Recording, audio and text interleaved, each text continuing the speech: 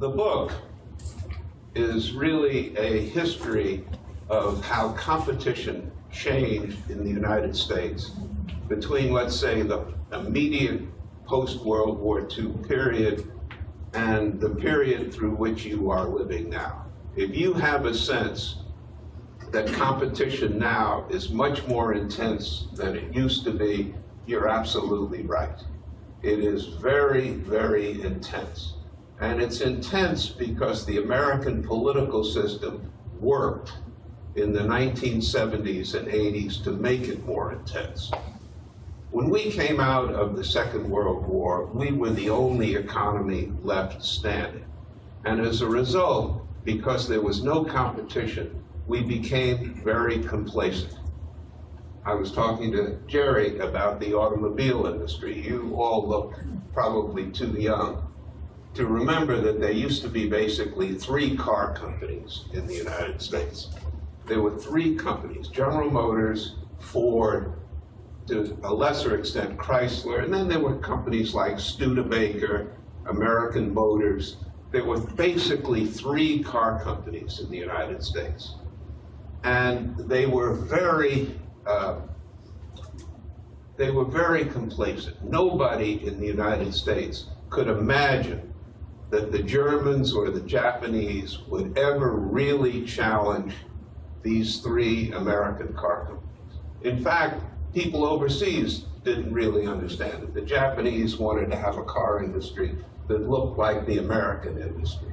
We were unrivaled, and we got very fat and happy. The same was true of the steel industry, which I talk about in the book. The same was true in a whole lot of other industries where you didn't have foreign competition. It was true in finance. They were powerful and very big financial institutions centered in New York, the banks especially, but the New York Stock Exchange was really totally dominant at the time.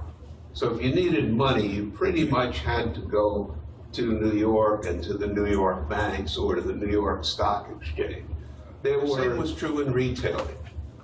Almost every town had a department store. That department store was a very powerful part of the local establishment. Competition was limited.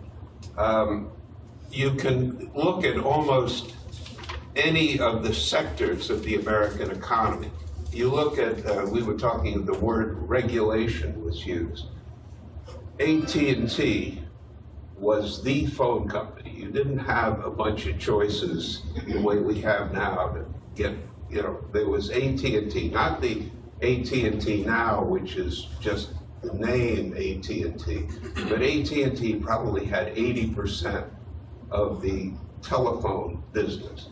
The trucking industry was essentially cartelized. Truckers could get together and they had what were called rate bureaus, and they could get together and set prices in trucking. So you would have paid here to ship things anywhere out of the state. You would have paid a fixed fee that the truckers had arranged.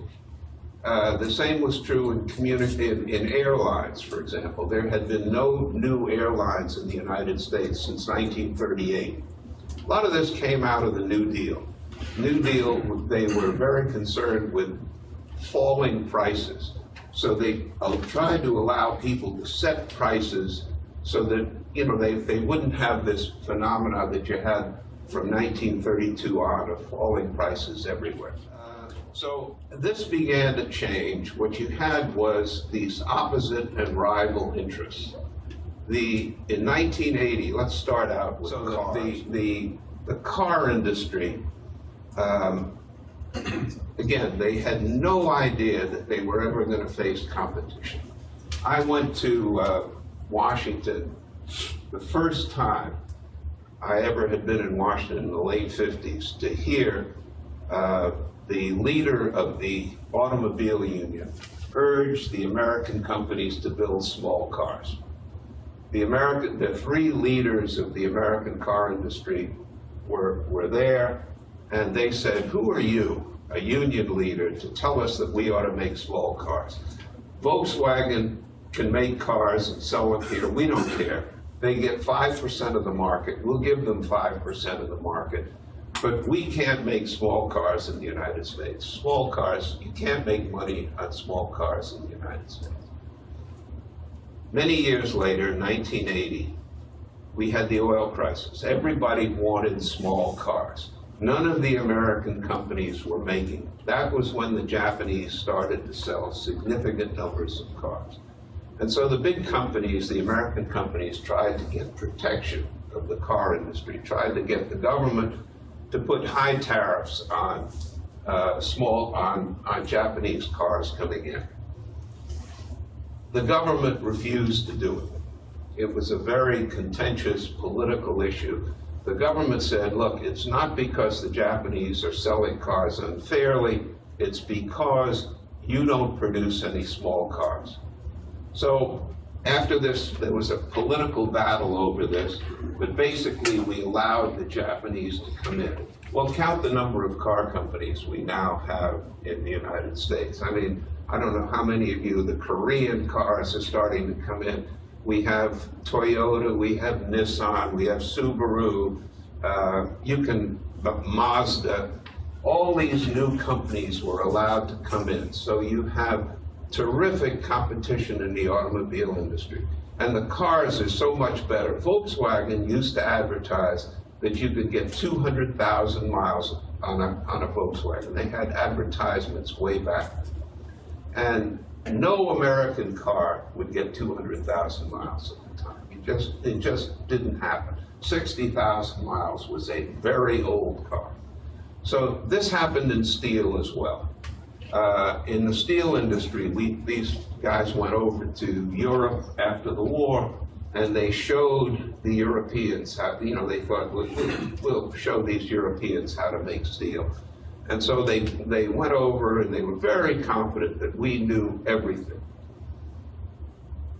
By the 1970s, we were starting to develop new mills in the United States. They're called mini mills, but they had 50% of the market, and they also were capable of competing with the imported steel. They were very efficient. There was a man named Ken Iverson. Anyway, Ken Iverson, it was then Nucor, which I think a lot of you, Ken Iverson said, I can compete with the Europeans and with the Japanese, and I can make a better product than he did in the United States.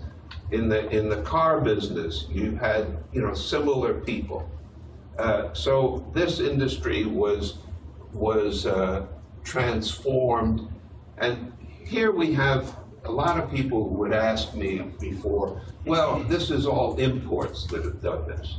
But it wasn't imports that changed AT&T, that brought in all of the competition that you now have in the telecommunications area. It was not foreign imports that changed American finance. There were big battles about this, big political battles in Washington. The truckers and the trucking unions wanted to be regulated. Why did they want to be regulated? Because you could get monopoly profits and monopoly wages. The American idea, or Americans tend to think that the unions and the companies are against each other. In each one of these cases where we took off price controls, the unions and the companies wanted to keep the price controls because the price controls allowed, again, not only monopoly prices, but monopoly wages. So people in the car industry got much higher wages than people in smaller firms. The people in the steel industry got much higher wages than the people in the competitive part of the market. The railroad workers got much more money, could get much more money than the people where there was competition. So this is probably what you guys face. I mean, you have, where there's competition, there's a lot of downward pressure on wages. And again, you're facing, in sales, you're facing domestic competition. You may have a Japanese machine, but your competitors are other people selling maybe other Japanese machines. And I think from what I have been reading about the copier business, I mean, at one point Xerox was like General Motors. It was the dominant player.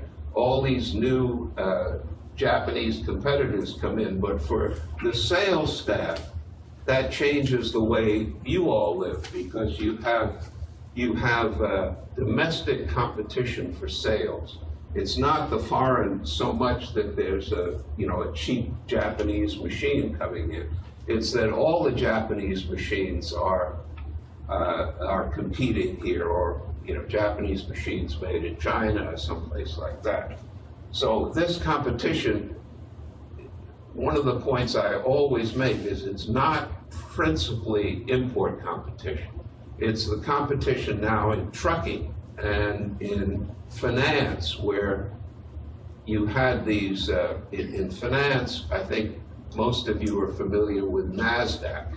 When the NASDAQ market was made, they were concerned, the politicians in Washington were concerned that the markets for small companies were being fixed, that the margins were too big, that the brokers were taking too much money. So they tried to they helped organize this NASDAQ market, which became a real competitor with the New York Stock Exchange. And that real competitor meant that the companies that were trying to get financing on the stock markets had choices that had never existed before.